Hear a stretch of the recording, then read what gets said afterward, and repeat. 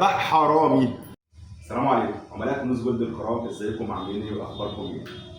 رحت تشتري قطعه من عند السايق ومش عارفه تحسبيها ازاي ولا عارفه المصنعيه اللي هو قالها دي مظبوطه ولا لا. تعالي اشرح لك ازاي هنشتري القطعه دي وازاي هنحسبها عشان ما يضحكش علينا.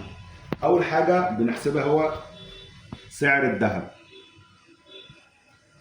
وتاني حاجه هي الدمغه، وتالت حاجه هي المصنعيه.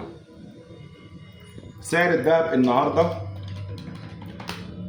عيار 18 عامل 4345، والدمغه لا تزيد عن 15 جنيه، والمصنعيه هنقول متوسط دلوقتي مثلا 250. اللي احنا بنعمله دلوقتي ان احنا بنجمع الكلام ده 4610، بعد كده بنضربهم في الوزن. الوزن مثلا افترضنا ان القطعه دي اللي معانا بنحطها على الميزان، دي وزنها 6 جرام 270 مللي.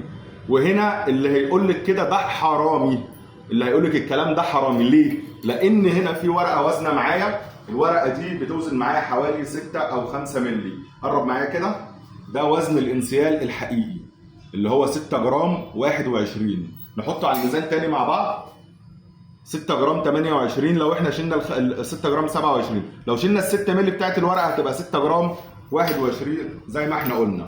هنضربها هنا في 6 جرام 21، 28630. كده الحسبه بتاعتك مظبوطه والميزان نفسه مظبوط. ولازم برضو تاخدي بالك كويس جدا جدا من الميزان وتاخدي بالك من الحساب.